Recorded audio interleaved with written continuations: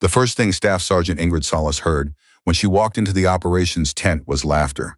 Not the good kind. It was the kind of laughter that stops just a half-second too late. The kind where the men in the room have already seen you but decide to finish the joke anyway, just to make sure you know it's about you. She set her kit bag down next to the folding table and didn't say anything. That was something she had learned early, not from training, not from any manual, but from years of reading rooms that didn't want to be read. You didn't react, you cataloged. Master Sergeant Driscoll was standing at the far end of the tent with his arms crossed. He had the kind of face that defaulted to skepticism the way other faces default to neutral. He looked at her the way men like him always looked, like he was doing a calculation and already knew the answer before he started. "You're Solís," he said. "Yes, Sergeant. They told me they were sending me a qualified forward observer." She waited. "They didn't tell me they were sending me her." The laughter again, quieter this time. A few of the men near the map table kept their eyes down. One of them, a young specialist she didn't recognize yet, was the only one who didn't smile. Driscoll picked up the personnel folder from the table, looked at it once, and set it back down without reading it. That told her everything he had already decided. The folder was just a prop. "We've got a fire support slot open on the Eastern Ridge rotation," he said. "You'll shadow Corporal Taft until I say otherwise." Taft was 23 years old and had been in country for 11 weeks. Solís had been doing this for 9 years. She said, "Understood, Sergeant," and picked up her kit bag. She had grown up in Albuquerque, the kind of city where the horizon is always visible and the distance has a quality to it. A flatness and a depth at the same time, like looking at something that refuses to be small. Her father had been a surveyor, not military, not law enforcement, just a man who spent his working life measuring the land, calculating elevations, reading the relationship between where you were standing and where something else was. He had a transit level in the garage that she used to look through as a child, aiming it at fence posts and rooftops, learning instinctively that the eye needs a reference point to know what it's seeing. She enlisted at 21 after 2 years of community college and 1 year of working dispatch for a construction company, where she spent 8 hours a day reading topographic maps and coordinating equipment across job sites. The recruiter told her she tested off the charts in spatial reasoning. She told him she knew. Her first deployment was uneventful in the way that first deployments often are, full of bureaucratic friction and moments of clarity that had no context yet. Her second deployment was when she started to understand what the maps were actually describing. Her third was when she started to see the terrain before she physically entered it, when the numbers and contour lines stopped being abstract and started having texture and weight and consequence. By the time she arrived at FOB Kellerman in the Paktika province of Afghanistan, she had 7 confirmed adjustments on record, calls that had put steel within acceptable distance of the target under time pressure in conditions that required precision she hadn't learned from any single instructor, but had assembled slowly over years from every mistake she'd watched other people make. None of that was in the room with her when Driscoll set down the folder. Taft was not a bad soldier. That needed to be said, because it would be easy to frame what happened as his failure, and it wasn't. He was capable, diligent, and genuinely interested in doing his job correctly. What he lacked was years. He also lacked, through no fault of his own, the particular kind of patience that comes from having been underestimated so many times that you stop needing anyone to believe in you before you act. They worked the ridge together for 6 days. Solís carried the laser rangefinder and the radio. Taft carried the data tablet and the spotting scope. They didn't talk much. Taft was the kind of person who filled silence with information, unit details, local geography, gossip about the rotation schedule, and after the first day he seemed to realize she wasn't responding not because she was unfriendly, but because she was listening to something else. The terrain in that sector had a problem. The Eastern Ridge overlooked a dry riverbed that served as a transit corridor, the only flat ground for 3 kilometers in either direction. It was predictable. Anything predictable eventually gets exploited. She had looked at the SIGINT summaries and the pattern of life reports, and she had started doing something the intel section hadn't done. She had mapped the anomalies not against the obvious targets, but against the secondary positions. The drainage gullies, the switchback behind the tree line, the places that weren't on anyone's watch list precisely because they were inconvenient to observe. On the 4th day, she flagged her analysis and sent it up through the company net. The response came back the next morning. Assess as low confidence, no action at this time. She noted the timestamp. She filed it. The mission that mattered happened on a Thursday. It was the kind of morning that feels thin in the air, where the light comes in at an angle that makes shadows longer than they should be, and everything at distance has a slight haze to it. Not fog, just atmosphere. The accumulated density of cold air that hasn't yet burned off. The patrol that went out was 8 men from 2nd Platoon, plus 4 from the attached advisory element. 12 total. Routine route clearance. The road they were clearing had been walked 100 times. Solís was not on that patrol. She was on the ridge with Taft, running the morning observation log when the radio broke. The contact report was clipped, professional, and wrong. She could tell it was wrong, not from the words, but from the grid reference. The patrol was calling fire from a position that put the threat in the wrong quadrant. Not by much. 40 meters, maybe 50. But the terrain in that sector had a specific feature, a low ridge of compacted rock, maybe 2 meters high, running perpendicular to the contact bearing, that would deflect any round called from that reference into empty ground. She knew this because she had spent 4 days staring at that quadrant. She knew the rock feature. She had measured it. It was in her notes from Tuesday. The grid's off, she said. Taft looked at her. They called it in clean. The grid's off, she said again. The deflection on that bearing is going to put the impact into the drainage channel. It won't reach. The radio crackled again. The patrol situation was deteriorating. She could hear it in the transmission cadence, even if she couldn't hear the words clearly. That compressed, effortful quality that voices get when the person speaking is making fast decisions. Taft reached for the handset. She said, "Give me the call." He looked at her, not with resistance. She would remember that later. He looked at her with something closer to uncertainty, the kind that a younger person feels when the moment suddenly requires more confidence than they've yet built up. He handed her the handset. She keyed the radio. "Kellerman base. This is observation post echo. I'm overriding the fire request on grid Whiskey 47. Requesting clearance to replot. I have eyes on the deflection feature. Over." There was a pause, the kind of pause that means someone on the other end is deciding whether to object. Then a different voice came on. She didn't recognize it. Later she would find out it was Captain Ouellet, the fire support officer, who had been monitoring the net and who had the kind of operational temperament that prioritized accuracy over protocol when lives were on the line. "Echo, this is Kellerman. Explain your override, fast." She explained it in 40 seconds. She gave him the terrain feature, the bearing, the differential. She gave him the corrected grid. Another pause. Shorter. "Echo, you have clearance. Adjust and call it." What happened in the next 4 minutes is the kind of thing that looks simple from the outside and is almost never simple from the inside. The first adjustment landed 120 meters from the target, wrong in the right direction. She called the correction immediately, voice level, not because she wasn't feeling anything, but because feeling things is not useful when you're doing math.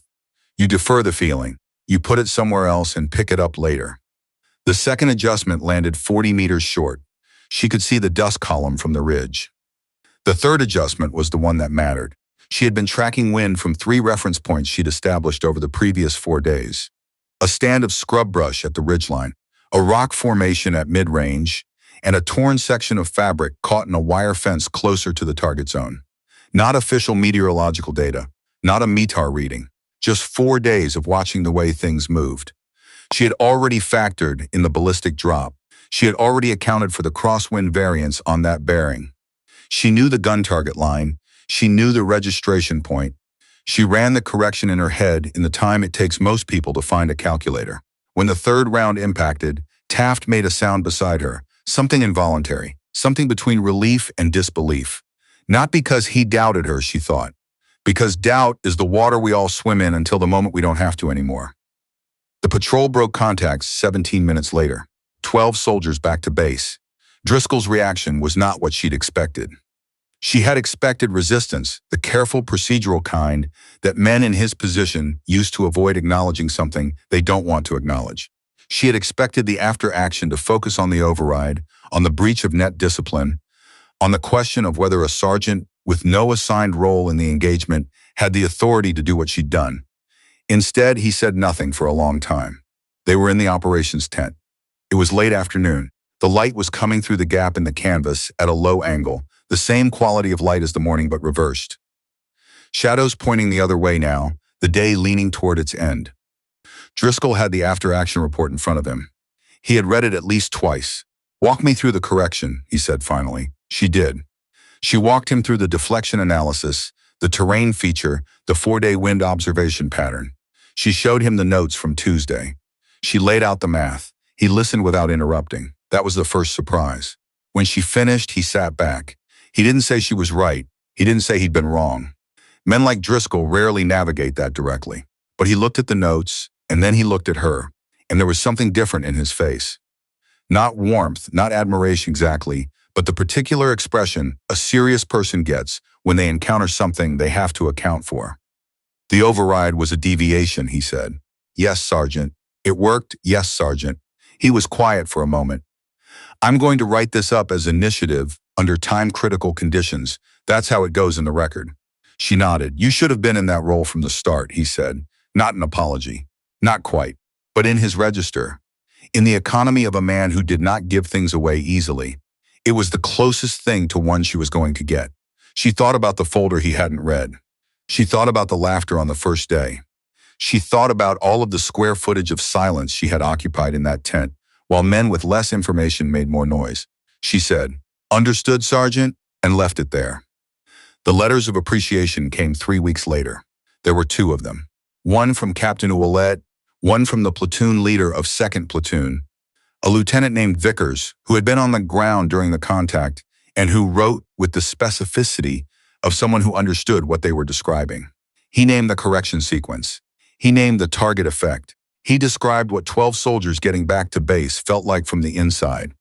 She read both letters in the common area, sitting on an upturned crate with a cup of coffee that had gone cold.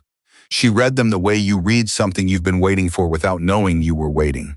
With a kind of careful attention, like you're checking the words against something you've carried for a long time. Around her, the FO ran its ordinary evening routines. Generators humming. Someone in the next tent playing the same 4 songs on a portable speaker that everyone pretended to hate, but nobody asked him to stop. The smell of diesel and dust and the particular cold of Afghan evenings, which is different from the cold anywhere else.